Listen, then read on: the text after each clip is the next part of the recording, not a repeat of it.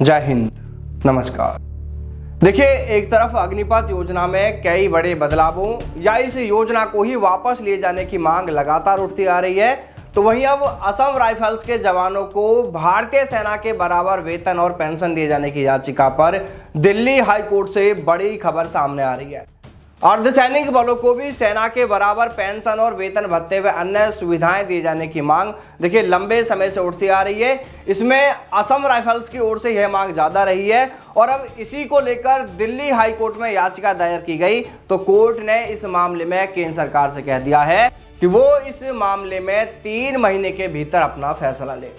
Court ने कहा कि असम राइफल्स के जवान बेहद कठिन और जोखिमपूर्ण परिस्थितियों में वही काम करते हैं जो सेना करती रही है, इसलिए उनकी मांग पर विचार किया जाना जरूरी है। याचिका में बताया गया कि तीसरे वेतन आयोग तक असम राइफल्स को सेना के समान वेतन और पेंशन का लाभ मिलता था, लेकिन चौथे वेतन आयोग के बाद यह बराबरी का दर्जा खत्म कर दिया गया। इसके बाद से असम राइफल्स और सेना के जवानों के वेतन भत्तों और पेंशन में अंतर जरूर देखने को मिला है। इस मामले में याचिकाकर्ता का कहना है कि आज भी असम राइफल्स के जवान सीमा सुरक्षा, काउंटर इमरजेंसी और दुर्गम इलाकों में सेना जैसी ही जिम्मेदारियां निभा रहे हैं। कोर्ट ने केंद्र सरकार से कहा है कि वह जवानों के प्रतिनिधित्व पर विचार करते हुए नीति स्तर पर निर्माण करे और तय सीमा के अंदर अपना फैसला बताए। अदालत ने यह भी स्पष्ट किया कि यदि सरकार निर्धारित समय में फैसला नहीं लेती है तो याचिकाकर्ता फिर से कोर्ट का रुख कर सकते हैं। अब देखिए, इसको लेकर यहाँ पर चर्चा इसलिए भी तेज हो गई है कि अगर असम राइफल्स को सेना के बराबर वेतन पेंशन मिलती है तो दूसरे अर्धसैनिक बल जैसे बीएसएफ, सीआरपीएफ, सीआईएसएफ, इन बलों में भी यह बराबरी की मांग तेज हो सकती है। तो अब देखना यहाँ पर यह होगा कि केंद्र सरकार दिल्ली हाईकोर्ट के निर्देश अनुसार 3 महीने के अंदर इस पर क्या फैसला लेती है। क्या असम राइफल्स के जवानों को सेना के बराबर वेतन, पेंशन, अन्य लाभ दिए जाते हैं या सरकार यहां पर कोई दूसरी चाल निकाल लेती है। क्योंकि दूसरी ओर यही मुद्दा अग्निवीर योजना को लेकर भी गरमाया हुआ है, क्योंकि अग्निवीरों के साथ तो इससे भी बहुत ज्यादा बुरा किया जा रहा है।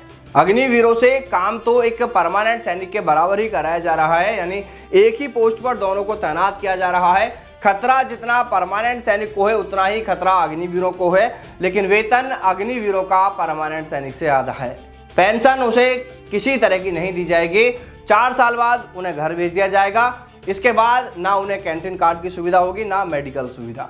यहाँ तक कि अगर अग्निवीर देश सेवा करते हुए शहीद भी हो जाता है तो उसे शहीद का दर्जा तक नहीं दिया जाता है। उनके परिवार को किसी तरह की पेंशन या अन्य लाभ भी नहीं दिए जाते हैं जो एक परमानेंट सैनिक के वीरगति को प्राप्त होने पर उनके परिवारों को दिए जाते हैं।